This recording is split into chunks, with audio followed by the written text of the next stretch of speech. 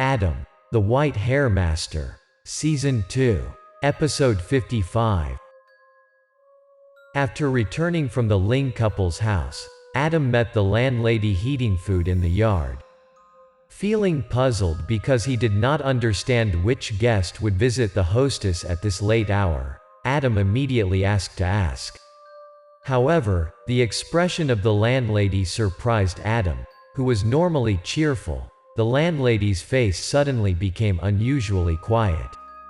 Then she focused on fanning the fire on the stove without answering Adam's question. Realizing that his landlady had something to say and wanted to end the conversation here, Adam quickly said goodbye and walked back to his room. Before leaving, Adam intended to say a few words to comfort her. Still, he had absolutely no idea what had happened to her, so he kept quiet and walked away. Adam slowly walked up the stairs leading to his room with wonder in his heart. He meets a woman named Stella on the stairs, also a tenant here like Adam. Stella was quite old and had some joint problems, so walking was difficult, so Adam ran over to help her up the stairs. While walking, Adam asked Stella why she still went out so late. Mrs. Stella said that at this time, the air is cool, there is less traffic, so she wants to take a short walk to relax her muscles. Because Stella was the one who had been here for a long time, Adam immediately brought the question in his heart to her.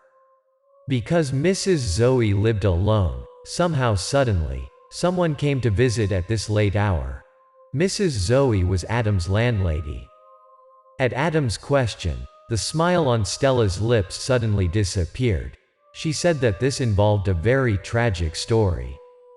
Stella told Adam Zoe's sad story in a slow, old-fashioned voice. Accordingly, this happened several years ago. Accordingly, Zoe's husband died very early, so she had only one son. Due to the mandatory nature of the job, her son Zoe could not be near her. Despite his extremely busy work, he still took advantage of every opportunity to visit his mother.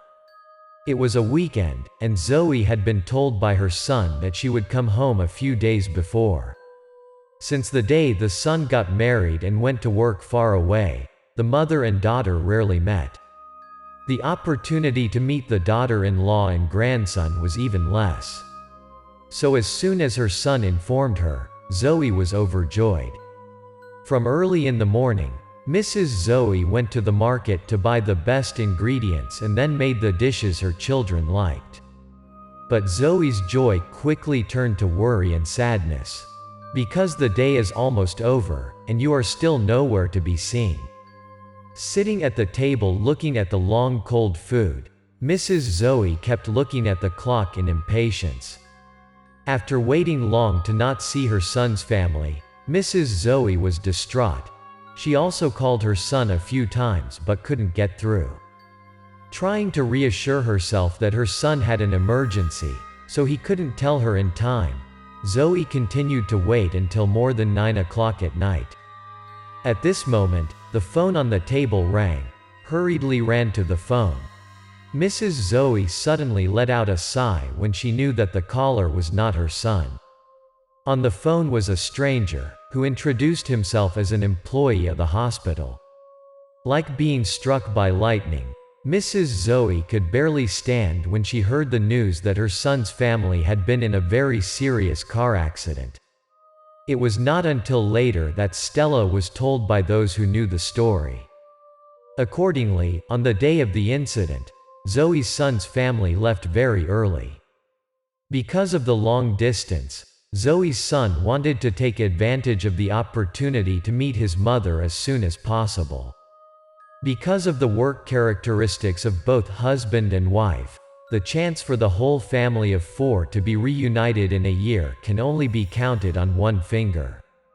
So everyone is excited about this trip, especially the boy, grandson of Mrs. Zoe. However, he is young, he knows that his grandmother loves him very much. After arriving, he will be spoiled for eating delicious dishes grandma cooked for himself. But the creation is ironic. disaster suddenly strikes when the whole family is happy. When the way home was only a few dozen kilometers away, an unexpected accident occurred. A car driven by a drunk guy ran a red light and crashed into the car of her son Zoe's family. The collision was so strong that all 3 people in the house were seriously injured and died before everyone could take them to the hospital. According to Stella, Ms. Zoe was almost completely devastated after the accident. It was not until more than a year later that she recovered. But from here on, if she doesn't have to go out most of the day, Mrs. Zoe all sits in front of the stove to heat food.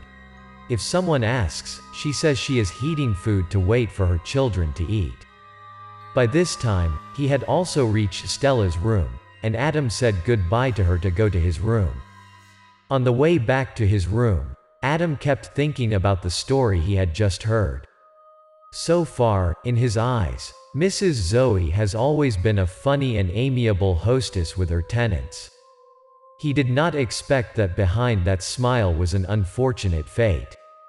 Although he had returned to his room, Adam did not hurry to shower as usual. Mrs. Zoe's story made him feel uncomfortable, wanting to do something.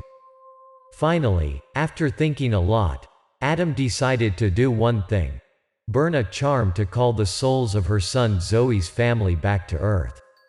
In fact, this method Adam has never done.